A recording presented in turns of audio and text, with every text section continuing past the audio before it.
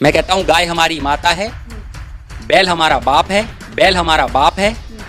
मोदी जी जब सेना में जाते हैं तो क्या कहते हैं, मैं सैनिक बनना चाहता था। ढोल बजाते हैं तो कहते हैं मैं ढोल बनना चाहता था। अरे मैं पूछना चाहता हूँ मोदी जी से कि जब तुम ऐसे ऐसे करते हो तो क्या बनना चाहते थे, बता तो दो देश को। पासपोर्ट बनवा दो मेरा, भेज दो, अगर हो पैसे तुम्हारे पास तो भेज दो, पाकिस्तान चला जाऊं पाकिस्तान।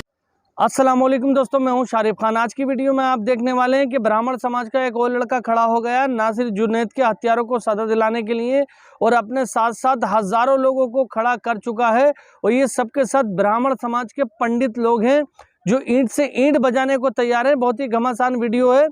दो गुटों में इस केस को लोगों ने दो गुटों में कर दिया। एक तरफ वो आरएसएस और बजरंग दल के लोग हैं जो मोनू मानेसर के पक्ष में, जिन्होंने धरना प्रदर्शन किया, रैलियां निकाली कि मोनू मानेसर का नाम इस एफआईआर से हटाओ। और दूसरी तरफ वो हमारे भाई हैं, वो सेक्युलर लोग हैं जो लगातार एड़ी चोटी का जोर लगा जा रहे हैं और वो कह रहे हैं कि नासिर जुनैद के हत्यारों को तो सजा दिलाकर मानेंगे, चाहे इसके लिए सालों साल तक धरना प्रदर्शन करना पड़े, किसी भी हद तक जाना पड़े, लेकिन नासिर जुनैद के हत्यारों को जब तक जेल में नहीं डलवाएंगे तब तक चुप नहीं बैठेंगे। चलिए शुरू करते हैं वीडियो। बहुत ही ज़्यादा ज़बरदस्त वीडियो है।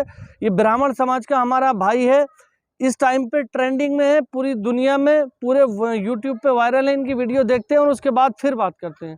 तो चलिए शुरू करते हैं वीडियो। बात यह है कि मोनू मानेसर जिस तरीके से जो भी काम किया है, कोई भी गौरक्षक हो, अगर उसको ऐसा लगता है कि ये सब हो रहा है और ये गौ तस्करी हो रही है, तो हम तो सीधा कहते हैं कि जाओ भाई, मेघालय का प्रदेश अध्यक्ष कह रहा है मैं गौमांस खाता हूं, जाके उसे काटो, उसको उठा लाओ। अगर इतनी दम है तो गोवा में चले जाओ, गोवा में बीफ बिक रहा है, 5 स्टार होटलों में घुस जाओ, जहां बूचड़ खाने चल रहे हैं उनमें लगा दो, जाके करो ना वहां पे कार्रवाइयां। किसी इंसान की जान को निशाना बनाना कहां तक जायज है? और पुलिस प्रशासन जो कि चुप्पी बांधकर बैठा है। उदयपुर हत्याकांड में जब कन्हैया लाल की हत्या हुई थी तब क्या हुआ था? तब वहां की जो राजस्थान की पुलिस थी, उदयपुर कांड में कन्हैया लाल में, रियाज अटारी, गौस मोहम्मद को तुरंत तत्काल के कहते हैं पकड़ लाई थी और उनके रिश्ते भी निकले थे भाजपा से। तो ये सब भाजपा के ही मिले जुले लोग हैं जो इन सब कामों को अंजाम देते हैं। और 2014 के बाद लगातार गौरक्षक पैदा हो रहे हैं। इसका मतलब देश वैसे भी बीफ एक्सपोर्ट में नंबर 1 पर आने वाला है। मोदी जी ने दावा किया है, अमित शाह ने दावा किया है। अच्छा, और उनके घर में खुद गाय पल रही थी, उसको क्यों नहीं काटा उन्होंने? अगर ऐसा ही काटना था तो ये तो सारा केस कैसे थे दिया जाता है। और अब जैसे इन पर केस लगा, इनको कैसे क्लीन चिट मिल गई? मोनू मानेसर को कैसे क्लीन चिट मिल गई, आप बताइए भैया। जिसके हाथ में लाठी होती है, भैंस उसकी होती है। मैं कहता हूं गाय हमारी माता है, बैल हमारा बाप है, और इसके बाद किसी भी तरीके से मानवीय हत्या करना पाप है। मैं तो ये कहूंगा। आप बाप मानते हैं बैल को? नहीं, जब अगर गाय को माता मनवाओगे तो मैं बैल को बाप भी मानूंगा। मतलब आप मजाक उड़ा रहे हैं, आप गाय को माता नहीं मानते?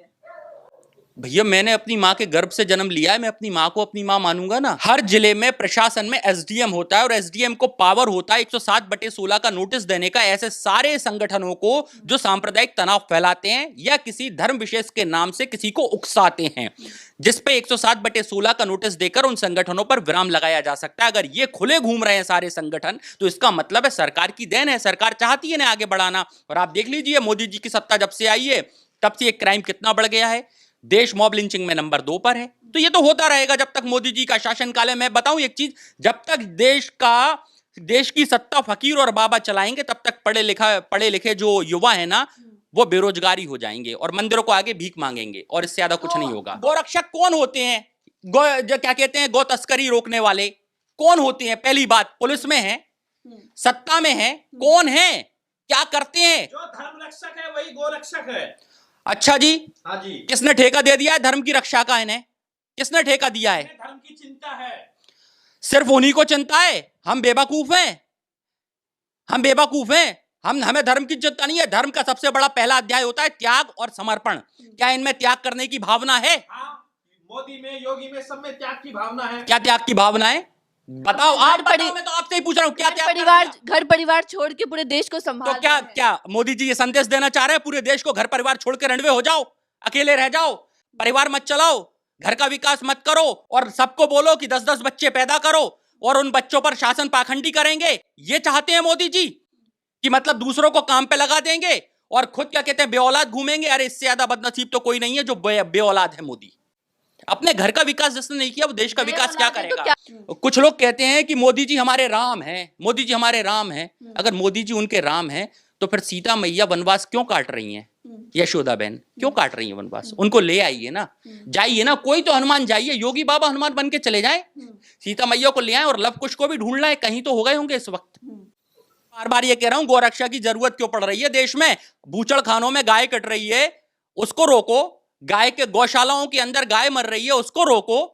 ये जो तस्करी हो रही है ये कौन कर रहा है? अभी क्या कहते हैं, हाल ही में कई हिंदुओं ने गौ तस्करी की है, कई हिंदुओं ने की है। उनको पकड़कर संविधान के तहत, कानून के तहत ले जाया गया है, लेकिन मुसलमानों को मार दिया गया है। अभी समस्तीपुर में हुआ है, मुसलमान को मारा है। अभी क्या कहते हैं, सिर्फ मुसलमानों की। मोदी जी ने कहा था 2022 तक सबके पक्के घर होंगे, पक्के घर बना नहीं पाए तो झुग्गी झोपड़ियां निपटाना शुरू कर दी। अब चाहे वो हिंदू को या मुसलमान की हो, वो तो सबकी निपटाएंगे। आज श्रीलंका के अंदर धर्म का युद्ध चला, श्रीलंका बर्बाद हो गया। पाकिस्तान में चला, पाकिस्तान बर्बाद हो गया। अब भारत की बारी दिख रही है, इस तरीके से जो धर्म के नाम पर लोगों को जा रहा है और बांटा जा रहा है। तो देश बर्बाद। मोदी जी जब सेना में जाते हैं तो क्या कहते हैं, मैं सैनिक बनना चाहता था। ढोल बजाते हैं तो कहते हैं मैं ढोल बनना चाहता था। अरे मैं पूछना चाहता हूं मोदी जी से कि जब तुम ऐसे ऐसे करते हो तो क्या बनना चाहते थे, बता तो दो देश को। ये MBA करा हुआ व्यक्ति अगर बेरोजगार घूम रहा है तो आप सोच सकते हैं कि देश में बेरोजगारी का आलम क्या होगा। क्योंकि हर जगह कॉलेज खुल रहे हैं, प्राइवेट कॉलेज खुल रहे हैं, शिक्षा को प्राइवेट किया जा रहा है, जबकि शिक्षा संविधान में बेचने का अधिकार नहीं है। देश में अस्पताल बेचने का अधिकार नहीं है। आप एक मिनट, आप सरकारी अस्पताल में एक पेशेंट हैं। तो कांग्रेस की सरकार थी। जब मैंने MBA किया तब कांग्रेस की सरकार थी। आप क्या चेक करने आ गए थे तब भी? हैं? आप पत्रकार कब बने? आप पत्रकार अभी बने? भाजपा की सत्ता में, इसलिए भाजपा वाले सवाल ले रहे हैं। अगर कांग्रेस की सत्ता में बनते तो कांग्रेस वाले सवाल लेते। कैसी बात करते हैं आप भी? कांग्रेस भाजपा में देश को बांट रहे हैं, कभी क्या कहते हैं कहीं पर ले जा रहे हैं। ये परेशानी पता है इस मीडिया की भी है, देश की, जो दलाल हो चुकी है। मीडिया पसंद है ना आपको, सुप्रीम कोर्ट पसंद तो है। वाइज्ड खबरें क्यों चलाती है मीडिया? मीडिया वाइज्ड खबरें क्यों चलाती है? फिर पाकिस्तान पसंद है। पासपोर्ट बनवा दो, मेरा भेज दो, अगर हो पैसे तुम्हारे पास तो भेज दो पाकिस्तान, चला जाऊं पाकिस्तान, दे रहे हो खर्चा। बिल्कुल। उम्मीद करता हूं दोस्तों इस वीडियो को देखकर आपको काफी कुछ जानकारी मिली होगी और आपको पता लग गया होगा कि नासिर जुनैद की जो हत्या की गई, नासिर जुनैद केस में जो नया अपडेट है वो क्या है। अगली वीडियो के अंदर हर थाना सहित विद जितने भी लोगों को, वहां के स्थानीय लोगों को इन्होंने प्रताड़ित किया, उनसे आपकी बात कराएंगे विनय दुबे जी। और जितने भी लोग इस ट्रैप में फंसे हैं आज तक, जितना पैसा देके निकले, मोनू मानेश्वर और इनके गैंग के जो 5 लोग हैं, उनसे उन सबके नाम, किस तारीख को कितने बजे उनको पकड़ा गया, उनसे कितनी डिमांड की गई और किस तरह से एक पूरा षड्यंत्र बनाकर इस कानून का गैर कानूनी तरीके से इन लोगों ने उपयोग किया। सन 2015 में ये कानून बनाया गया था गो तस्कर को लेकर। 2015 के बाद से इन लोगों ने इस कानून का किस तरह से मिसयूज किया, वो सारी चीजें आपको देखने को मिलेंगी। तो मोनू मानेश्वर का नाम फिलहाल विड्रॉ कर लिया गया है, उसको क्लीन चिट दे दी गई है कि वो इसमें शामिल नहीं था। लेकिन मैं आपको बता दूं अभी केस बाकी है, अभी बहुत सारी ऐसी चीजें खुलना बाकी हैं जिसके बाद ऐसे ऐसे लोगों का चेहरा सामने आने वाला है जिन्होंने इस घटना के ऊपर पर्दा डालने की कोशिश की या इस घटना के अंदर लिप्त होकर के इसको अंजाम देने का काम किया। तो इंशाल्लाह बहुत ही जल्द एक नए अपडेट के साथ आपके सामने आऊंगा। तब तक अपने भाई को इजाजत दीजिए, दुआओं में याद रखना, सेफ रहें, सुरक्षित रहें, खुदा हाफिज।